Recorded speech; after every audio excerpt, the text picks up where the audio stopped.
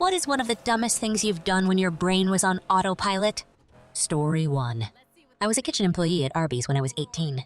We used to have sub rolls that were foot long, but the only subs we sold were 6-inch. So you had to cut each roll in half before you used it.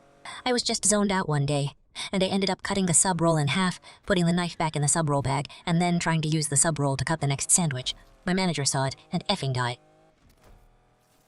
And they say Arby's doesn't make a sub that's out of this world? Story 2.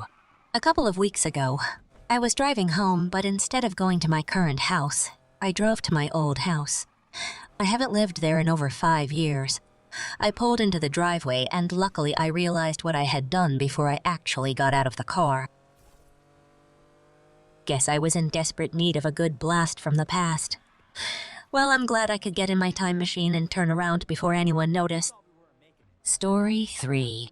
Early morning, I was about to put mouthwash on my toothbrush, but I caught myself, and I was like, nice try, brain, and put them back.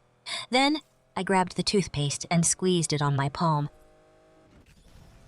You just can't trust your brain to do simple tasks, huh? Maybe you should just give it a break and let it get some beauty sleep. Story 4. My brother ordered nachos at a Mexican restaurant, grabbed a chip, and proceeded to watch himself dip it into his tea. After about 2 dips, he came back into reality, shook his head and went, "What?" My mother is an empt. After a 24-hour shift, she came home and tried to unlock the front door with her car keys button, and did that for about 5 minutes. I once drove to work when I was supposed to drop my younger brother off at school. Neither of us seemed to notice until we got to my workplace, and I had turned around. He was late. Looks like the only person who was on time that morning was the nacho chip, who probably got in just a few moments before the bell. Story 5. When I was a brand new mom on maternity leave, but still trying to juggle law school and a newborn, my sister-in-law had an emergency and had to leave her Boston Terrier with me. Even though he was a very well-behaved dog and had met the baby, we still kept them separated just in case. One morning, after my husband left for work, I picked up the baby up out of the bassinet and went downstairs to make coffee. My husband had forgotten something, and promptly came right back in to find me at the counter, brewing coffee, rocking a black and white dog in one arm, while our son still quietly chilling in his bassinet upstairs. He took the day off from work, and I went back to sleep. Talk about a real rough morning in the household. Guess it would have been easier if the baby had just taken the day off, too. Story 6. I have a dog with fluffy white hair. Think poodle-ish. I was on the couch petting and talking to my dog for a good while when I see my wife come down the stairs. Trailing behind her was my dog. I had been petting a Costco fuzzy white blanket the whole time. I wish I could say it only happened once.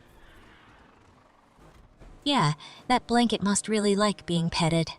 You must be irresistible. Story 7. When I was like 9 or 10, my grandparents had a beach house in Biloxi, Mississippi. I know, why the hell there? Anyway, the condominium complex had a pool, and my mother took me to the pool as the adults were going off gambling and whatnot. Mom and I arrive at the pool, and there's a girl there, maybe 13 or 14. Me, being on the edge of full-blown adolescence, was locked on her. So Mom was talking about God knows what at the time. I'm just, yeah, Mom, while watching this girl swim and loading her into my 10-year-old spank bank. I begin to take off my shirt, but I had gone full autopilot and slid my swim trunks down as if I was about to get into a shower. Oh, fuck. I pull them back up because I think the girl had noticed, but Mom didn't. I told my mother I had to take a wicked crap and went back to the condo, and now I have this horrid memory to look back on every now and again, even into my late 20s. Wow, they say time heals all wounds, but maybe you should talk to a therapist about that one. That would definitely make for a good therapy session. Story 8. I was trying to make some scrambled eggs. Basic prep. Crack the eggs, put the eggs in a bowl, toss the shell. My dumbass. Crack the egg, put egg in the trash.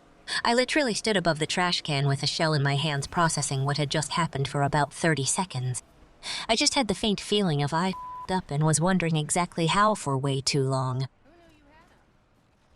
Well, that explains why there were no eggs in the trash can. But don't worry, we all have moments of egg-based brilliance. Story 9.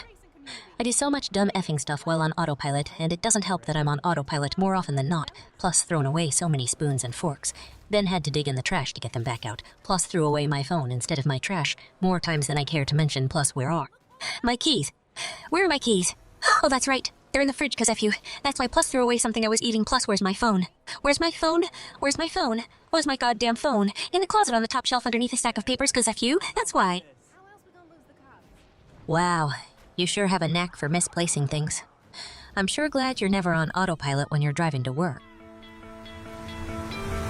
You stole my heart of gold.